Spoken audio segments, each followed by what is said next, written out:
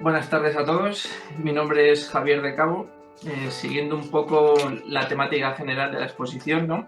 De presentar soluciones para las empresas frente a la crisis ocasionada por el coronavirus. Como iba comentando, centraré la exposición en el ámbito de la contratación entre empresas y concretamente abordaremos uno de los mayores problemas que a mi entender están sucediendo y se va a suceder con posterioridad a esta crisis ocasionada por el coronavirus, que es precisamente la inseguridad que se está creando en el ámbito jurídico y en el ámbito de la contratación civil y mercantil entre las empresas. Inseguridad que a su vez es derivada tanto de la propia crisis ocasionada por el COVID-19 como de las medidas adoptadas por el Gobierno y las administraciones autonómicas en su intención de evitar la propagación de este virus, ¿no? Tanto el propio COVID como las medidas que se han adoptado han creado una situación generalizada de incumplimientos contractuales. Y frente a esos incumplimientos contractuales, pues el ordenamiento jurídico ha de ofrecer una serie de soluciones. En esta exposición nos centraremos principalmente en tres figuras que tienen por objeto responder a dos preguntas. En primer lugar, cómo paliar esos efectos derivados del incumplimiento generalizado de esos contratos y, asimismo, propiciar la continuidad de la contratación civil y mercantil, tanto de los contratos que ya estaban vigentes durante la existencia de esta pandemia como de los futuros contratos que se vayan a celebrar. Y, por otro lado, responder a la pregunta de quién se ha de responsabilizar de estos incumplimientos y si se deben pagar indemnizaciones como consecuencia de esos incumplimientos generalizados que se han sucedido. En primer lugar, trataremos la figura de la cláusula rebus sic stantibus. En mi opinión, esta figura es la que mayor importancia va a adoptar en relación a la problemática que acabo de plantear, puesto que es la figura que permite esa readaptación de la contratación, ¿no? Esa posibilidad de renegociar los términos de los contratos para adaptarnos a la nueva situación. En primer lugar, atenderemos a la propia terminología. Rebus sic stantibus proviene del latín. Una traducción literal podría ser manteniéndose así las cosas, ¿no? Esta cláusula lo que favorece es la modificación y redactación de esos contratos, fundamentándose en la existencia de una circunstancia sobrevenida, ¿no? Una circunstancia que no ha sido tenida en cuenta por las partes que celebran un contrato, que altera de forma significativa lo que es la base jurídica de ese negocio, la base tanto jurídica como económica del negocio, y que pretende la búsqueda del equilibrio, ¿no? De la posibilidad de que ambas partes obtengan un beneficio a pesar de esa circunstancia sobrevenida que ha influido de forma negativa en lo que es la vida del contrato. Lo primero que debemos señalar sobre esta cláusula es que no aparece regulada en nuestro ordenamiento jurídico expresamente, es decir, no encontraremos el término cláusula rebus sic stantibus ni en el Código Civil, ni en el Código de Comercio, ni en ningún otro texto legal, ¿vale? Se trata de una figura que es fruto de la doctrina y cuyos perfiles han sido señalados o han sido prolongados por la jurisprudencia, tanto nacional como en el ámbito europeo e internacional. Centrándonos en la aplicación de esta figura en el derecho español, debemos señalar que sus perfiles han sido principalmente esbozados por la jurisprudencia del Tribunal Supremo, que se ha inspirado tanto en la normativa europea como en los principios UNIDROIT. Se trata de una cláusula que se entiende tácitamente integrada en cualquier contrato que celebren dos partes que pretenden llevar a cabo un negocio jurídico. ¿Esto qué significa? Implica que incluso en el supuesto de que las partes no hayan decidido incorporarla expresamente a un determinado contrato, esta cláusula aparece reflejada en el mismo. E incluso en el supuesto de que las partes siquiera conozcan la existencia de la cláusula, indistintamente esta cláusula será de aplicación y regirá también esa relación jurídica. ¿Cuál es la utilidad de esta figura? Debemos señalar que principalmente la figura se concibe para ser un mecanismo de flexibilidad frente al principio general de nuestro derecho, que es el pacta sunt servanda. El pacta sunt servanda es la norma principal o vertebral que rige el ordenamiento jurídico, cualquier ordenamiento jurídico moderno, puesto que se basa en el principio de que los contratos han de cumplirse en los términos que hubieran establecido las partes. Lo que implica que cualquier incumplimiento contractual llevará aparejada una indemnización por parte del incumplidor.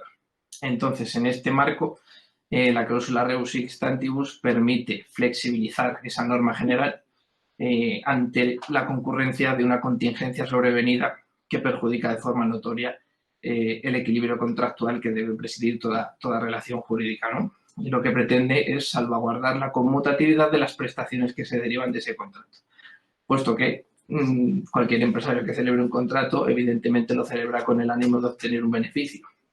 Si concurren circunstancias sobrevenidas que impiden, dificultan ese beneficio, es necesario establecer un mecanismo que permita reactivar ese equilibrio, ¿no? Para que la relación jurídica resulte provechosa para las dos partes que contratan. Entonces, la cláusula rebus sic stantibus cumple principalmente una finalidad económica.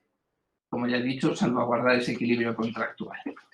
¿Cuáles son las soluciones que aporta esta cláusula rebus? Principalmente son dos: la revisión de los términos del contrato y, de forma subsidiaria, para el caso de que no fuera posible esta revisión, pues la resolución de ese contrato. Pero, como ya he dicho, principalmente la figura lo que pretende es la readaptación y continuidad de las relaciones jurídicas. Por lo tanto, la solución principal y la que siempre ha de ser perseguida es la de revisar el contrato para readaptar las prestaciones del mismo y que ambas partes contratantes puedan seguir obteniendo un beneficio de esa relación jurídica. En el caso de que no fuera posible, no quedaría otro remedio que acudir a la figura de la resolución, es decir, a la restitución recíproca de las prestaciones derivadas de ese contrato, tratar de volver a la situación anterior en el momento en el que se celebró, con la intención de causar con ello el menor perjuicio posible a cada una de las partes. No estamos hablando en este caso de una resolución por incumplimiento, como pudiera ser el régimen general que dispone el artículo 1124 del Código Civil, sino que estamos hablando de un supuesto en el que es la propia parte que, ante esta circunstancia sobrevenida, entiende que no podrá cumplir la prestación, la que pone de manifiesto a la otra esa resolución del contrato. ¿De acuerdo?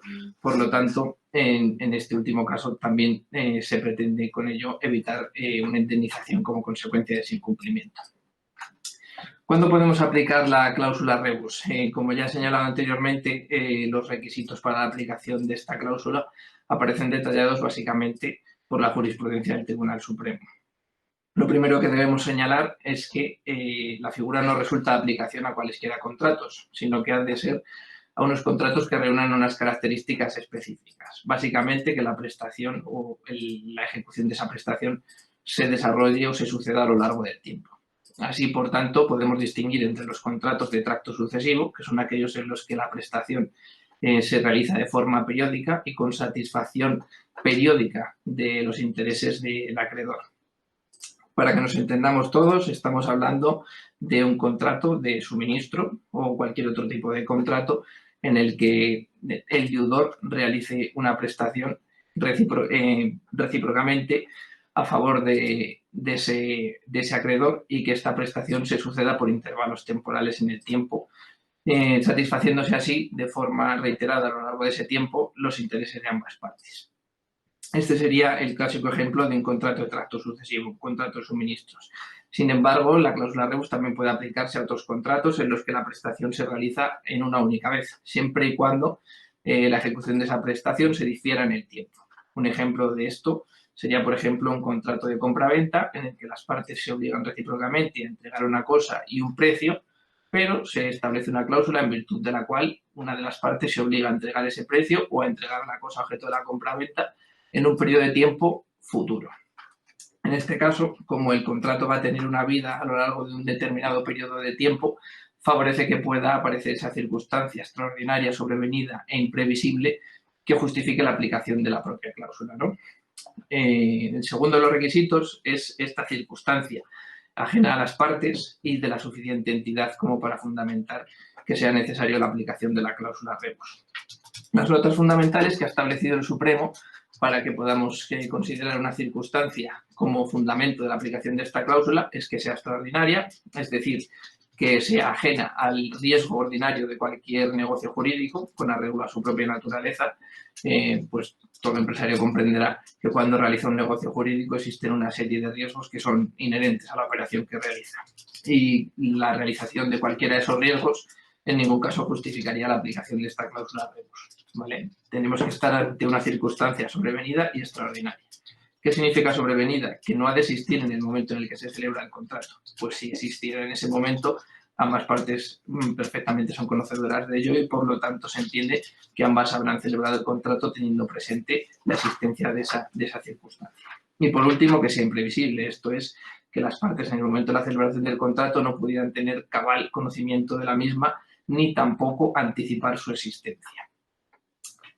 Por último, debemos señalar que el requisito cualitativo, es decir, aquel que atiende a la gravedad de la circunstancia, también ha sido perfilado por el Tribunal Supremo, entendiendo que no cualquier circunstancia extraordinaria fundamenta la posibilidad de aplicar esta cláusula, sino que ha de tratarse de una circunstancia extraordinaria que además posea una gravedad relevante. ¿Qué se entiende por gravedad relevante? Pues que afecte a la propia base económica del negocio o a la base jurídica que ha sido tenida en cuenta por las partes para celebrar ese contrato, ¿vale? Y existen dos criterios fundamentales para determinar que se ha producido esa afección a la base del negocio. En primer lugar, que exista una excesiva onerosidad para una de las partes, y ello puede ocurrir tanto cuando la prestación en sí misma excede notoriamente o desproporcionadamente del valor que tenía en el momento de la celebración del contrato, o bien es la contraprestación a la que se obliga la otra parte contratante la que sufre una disminución tal que hace desaparecer ese beneficio en la relación jurídica. Y el segundo de los supuestos es el de la finalidad inalcanzable, tanto desde una perspectiva eminentemente jurídica como una perspectiva fáctica. Las partes no pueden realizar la prestación a la que se obligaron o no pueden satisfacerla obteniendo un beneficio de ella. Y en la medida en que se considera que las prestaciones del contrato han de ser conmutativas, es decir, han de derivarse beneficios para ambas partes, si ello no es así, se justificaría una revisión de los términos de ese contrato. Debemos señalar que la figura de la cláusula rebus ha sido objeto de una larga evolución en el tiempo. No obstante, las últimas líneas jurisprudenciales del Tribunal Supremo atienden a la consideración como circunstancia extraordinaria, sobrevenida e imprevisible de la crisis que se produjo, la crisis económica que se produjo en el año 2018, a partir de la cual se ha derivado una serie de jurisprudencia que ha perfilado las líneas fundamentales, ¿no? Por su importancia destacar la sentencia del Tribunal Supremo del 30 de junio de 2014, así como la de 15 de octubre de ese mismo año. Y finalmente la del 24 de febrero de 2015 que confirma las anteriores. Atenderemos ahora a la figura de la fuerza mayor, ¿vale?, como fundamento de exoneración de responsabilidad.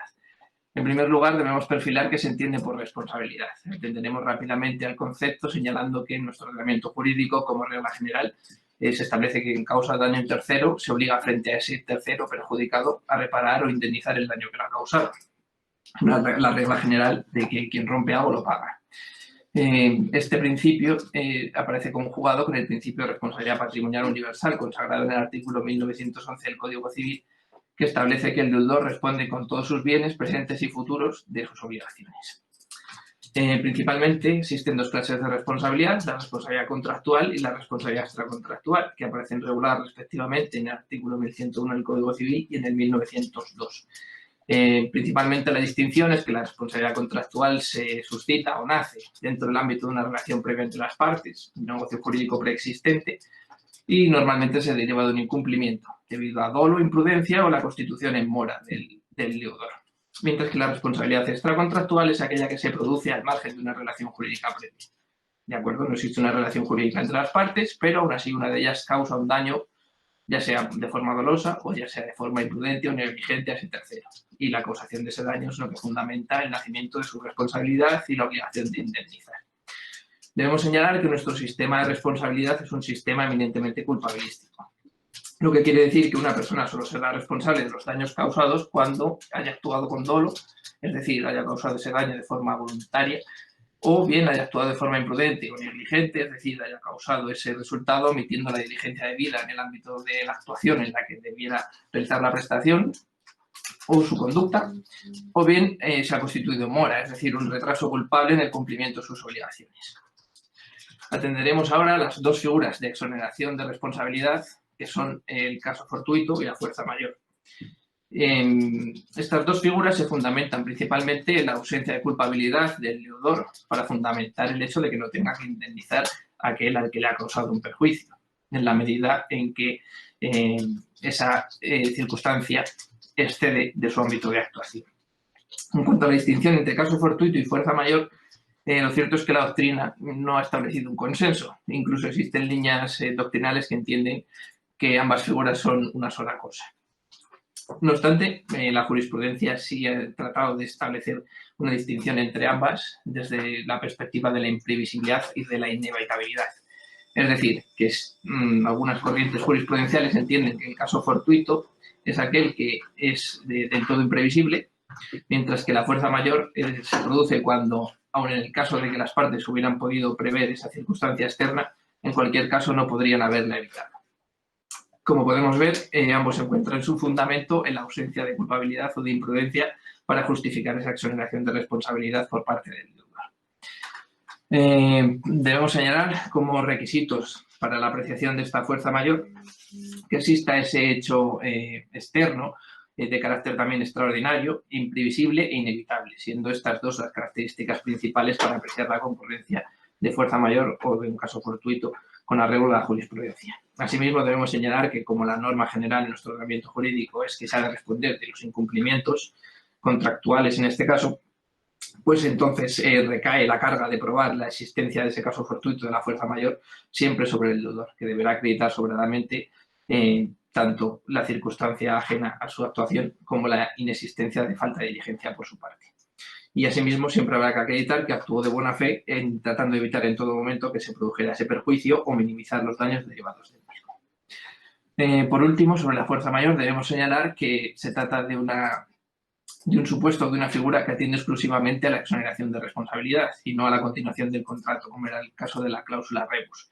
Y que en todo caso, aunque exista esa exoneración de responsabilidad, no implica que la concurrencia en caso fortuito de la fuerza mayor liberen al deudor de su obligación de realizar la prestación. Si bien en este caso entraríamos dentro de la teoría de los riesgos jurídicos para hablar dentro de cada contrato o de cada clase de contrato cuáles serían los supuestos en los que el deudor, además de no estar obligado a indemnizar, también se vería liberado de la posibilidad de realizar esa prestación, ¿no? Y la siguiente figura, que son las denominadas cláusulas MAC, pues son las que atienden a esta circunstancia. El concepto de cláusulas MAC es heredado del derecho anglosajón y la nomenclatura básicamente se difiere como Material Adverse Change, que traducida literalmente significaría algo así como cambio material adverso, entendiendo material como sustancial o relevante. Debemos señalar que aunque se trate de figuras que tienen su origen en el derecho anglosajón, no son desconocidas en nuestro ordenamiento jurídico. Así, el artículo 1255 prevé la posibilidad de que las partes de un contrato introduzcan las cláusulas y condiciones que tengan por convenientes para regular sus relaciones jurídicas, siempre que no sean contrarias a las leyes, a la moral y al orden público. Y asimismo, el artículo 1105 del Código Civil, a propósito de la fuerza mayor, también señala que se exonerará de responsabilidad sin perjuicio de las cláusulas que hayan podido establecer las partes para regular sus relaciones jurídicas, incluyéndose dentro de ambos supuestos la categoría de las cláusulas MAC. La función de estas cláusulas es la de redistribuir los riesgos ante futuras contingencias que pudieran ocurrir durante el periodo de duración de cualquier contrato, de cualquier negocio jurídico. Al contrario que la cláusula rebus, estas cláusulas han de estar expresamente redactadas dentro del contrato para ser de aplicación. Y como ya he señalado, también atienden a la continuidad de la relación jurídica, aunque principalmente se trata de cláusulas que lo que pretenden es determinar los efectos jurídicos de la resolución del contrato para evitar con ello mayores perjuicios a las partes contratantes. Asimismo, es habitual que los criterios a los que se refieran estas cláusulas MAC sean de carácter objetivo. Es decir, que atiendan a un porcentaje de disminución de la facturación de las empresas que intervienen en la relación jurídica o bien a una disminución notoria del rendimiento de la actividad o del valor de las prestaciones que realizan. Debemos señalar la importancia de estas cláusulas radica principalmente en que favorecen la seguridad jurídica de las relaciones jurídicas, en la medida en que las partes conocerán perfectamente los efectos que se derivarán de la concurrencia de una circunstancia sobrevenida, como pudiera ser, por ejemplo, la situación ocasionada por el COVID-19. Por último, atenderemos a las conclusiones. Debemos señalar que toda la problemática que se ha suscitado como consecuencia de la pandemia ocasionada por el COVID-19 justifica y fundamenta sobradamente la posibilidad de aplicar cualquiera de las figuras a las que me he referido anteriormente, sin perjuicio de que a mayores haya de concurrir los requisitos de cada una de ellas. Y que, por lo tanto, la existencia de este COVID-19 no justifica por sí solo la aplicación de las figuras anteriores. Y con esto termino mi exposición. Espero que haya sido lo suficientemente clara y si hay alguna duda, pues estaría encantado de responder a las preguntas que me realicen. Vamos a ver, yo me he apuntado alguna que otra. Decías en todo caso que la cláusula rebus no hace falta incluirla en el contrato, ¿verdad? Eso es. Se trata de una cláusula que está implícitamente incluida en cualquier contrato que se celebre en el ordenamiento jurídico. Es más, te diría que no solo en el ordenamiento jurídico español, sino principalmente en cualquier ordenamiento jurídico moderno, encontrarás cláusulas similares o inspiradas en los mismos principios del derecho que la cláusula rebus. Y si no se aplica en los contratos, ¿qué procedimiento siguen o debemos seguir las empresas a la hora de hacer efectiva esta cláusula? Bueno, mi consejo siempre es que en los supuestos en los que sobrevenga alguna circunstancia que se considere que pueda afectar a la base de ese negocio jurídico, se ponga de manifiesto cuanto antes a la otra parte contratante al objeto de posibilitar esa revisión del contrato. Es decir, al objeto de poner de manifiesto que la circunstancia ha determinado que alguna de las prestaciones sea excesivamente onerosa para esa parte, ¿no? Y que, por tanto, es necesario revisar los términos de ese contrato para continuar con la relación jurídica, anteponiendo así lo que en un futuro podría ser un incumplimiento contractual. No obstante, si no es posible llegar a ese acuerdo, pues no quedará otro remedio que acudir a la jurisdicción ordinaria invocando la existencia de esta cláusula, para que sea el propio juez el que, una vez se le presenten los hechos, pueda decidir, en primer lugar, si concurre la aplicación de esta cláusula y, en segundo lugar, proceda a la revisión de ese contrato. Ajá. Y en relación un poco a vuestra experiencia en el despacho, ¿en qué casos se están dando de aplicar esta cláusula en base un poco también a vuestra, como decía, a vuestra experiencia en el despacho? No solo en la parte de la emergencia, ¿no?, que en la que nos encontramos en situación de COVID, sino habitualmente, ¿no? Que van las empresas y se les aconseja un poco, oye, pues por aquí. Bueno, como puedes imaginar, la aplicación de la cláusula rebus resulta sumamente compleja, ¿no? Porque la gravedad de las circunstancias que fundamentan su aplicación es un requisito que no está definido exactamente o de forma concreta por el Tribunal Supremo. Para que te hagas una idea, las últimas sentencias del Tribunal Supremo que atendían a esta cuestión se referían a la crisis económica del año 2018, del año 2008, perdón. Esa crisis que fundamentó la aparición de una serie de circunstancias que hasta entonces eran desconocidas en los mercados financieros, pues ocasionó que muchos contratos se vieran afectados por esa crisis general. Y a partir de esa crisis, el Tribunal Supremo comenzó a perfilar los requisitos que deben concurrir para que una circunstancia pueda ser considerada de la gravedad suficiente como para fundamentar la aplicación de esta figura. No obstante, visto actualmente con los sucesivos decretos por parte del Gobierno, la gravedad de la situación derivada del COVID-19 es más que patente e incluso está reconocida expresamente en algunos textos legales, por lo que en ese sentido entendemos que no iría por ahí el mayor problema, sino que el problema de las empresas a la hora de justificar la aplicación de esta figura iría desde la perspectiva de acreditar cómo el COVID-19 concretamente ha afectado a su actividad. Sí, porque al final tendrías que justificarlo, ¿no?, de algún modo. Claro, tendrías que fundamentar no solo la existencia de la situación extraordinaria, sino cómo esa situación extraordinaria ha afectado al desarrollo del contrato concreto que pretendes revisar, por constituir una prestación excesivamente onerosa de cumplir. Ajá. Hay otro oyente que nos dice, en relación un poco también a la cláusula MAC y finalización del contrato, si habría alguna posibilidad de meter mediación de por medio. Sí, por supuesto. De hecho, desde el despacho creemos que la mediación y el arbitraje van a sufrir un repunte como consecuencia de esta situación. Principalmente porque, bueno, como por todos es conocido, las actuaciones procesales ante la jurisdicción ordinaria llevan paralizadas 2 meses. Esto implica que va a haber una serie de retrasos en la Administración de Justicia, que si ya de por sí el retraso era una circunstancia desgraciadamente ordinaria en el día a día, ¿no? Con este parón de 2 meses, pues la situación va a ser aún más extrema. Y entendemos que esta situación lo que va a propiciar es que muchas empresas decidan acudir a la mediación y al arbitraje para solventar sus controversias antes que acudir a la jurisdicción ordinaria. Sabiendo además que nos referimos al colectivo mayoritario, por un lado, en el mercado empresarial, pero minoritario en recursos, ¿no?, financieros, de personal, por lo tanto, también es un importante ahorro en costes, entiendo. Bueno, en ese sentido es más problemático, porque normalmente el arbitraje y la mediación pueden resultar incluso más caros que el acceso a la jurisdicción, porque no olvidemos que al fin y al cabo la Administración de Justicia es gratuita.